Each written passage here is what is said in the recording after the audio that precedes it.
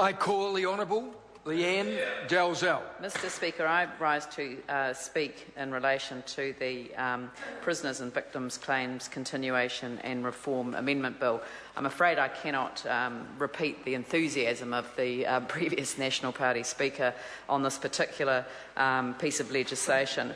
And the reason that I don't feel enthusiastic about our position, which is to support the passage of the bill, is because in so doing we are actually, in actual fact, we're allowing a piece of legislation to go through when the real issue hasn't been addressed, and the real issue are the rights of victims.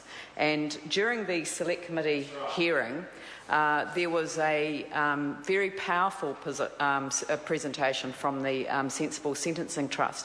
It was very interesting because I've, on occasions, clashed with members of the Sensible Sentencing Trust on some issues where I'm regarded as somewhat soft on crime, perhaps.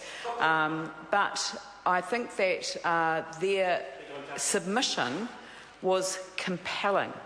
And why it was compelling was that it actually raised the whole lot of questions around where was the Ministry of Justice up to as far as victims' rights went. Because part of the sunset provisions that went with the original legislation, which has had to be reinstated once, and in fact there was a reinstatement bill for a further sunsetted provision when it was replaced with this bill that we're now dealing with. There were two reasons for it. One was to make sure that there was put in place a good process for ensuring that prisoners' rights were upheld. We are signatories to the Convention Against Torture, after all, and the Ombudsman did come to the Select Committee and tell us that there are issues around cruel and inhuman treatment of prisoners. They talked about unlawful detention, they talked about unlawful strip searching, and they talked about inappropriate placement on segregation resulting in isolation and the removal of minimum entitlements. Now, nobody wants to see prisoners treated in that way when they're in prison. No matter what they've gone to prison for, their punishment is their imprisonment, not the way that they're treated while they're in prison, and they are entitled to be treated with dignity and respect.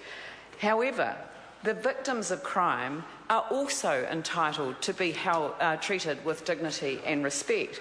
And here are the guiding principles for providing effective service and support to victims of crime that they brought to our attention. Respectful and confidential treatment, individualised response, flexible services. Services are accessible, provision of right information at the right time in the right format, delivered by experienced, knowledgeable, well-trained, empathetic staff, consistent high-quality services and support, integrated service provision, end-to-end individualised support, and accountable services. Where do you think they got that from? Do you think that that was a charter that they wrote themselves? Because it certainly looks like a victim's charter to me. Where they got that from was from the Ministry of Justice website. It was a report commissioned by the Ministry of Justice, Victims of Crime and the Adult Criminal Justice System, a stocktake of the literature. This was, in fact, after an extensive range of research relevant to crime victimisation, the experts that provided this report to the Ministry identified a number of guiding principles which emerge as important in delivering effective support and services to victims. This bill does nothing to advance any of those, and that is why it is with some disappointment that we see it being enacted, but we are supporting it because the balance has to be there, and on this occasion the balance requires us to vote for the bill. Dr. Jackie Blue. Thank you.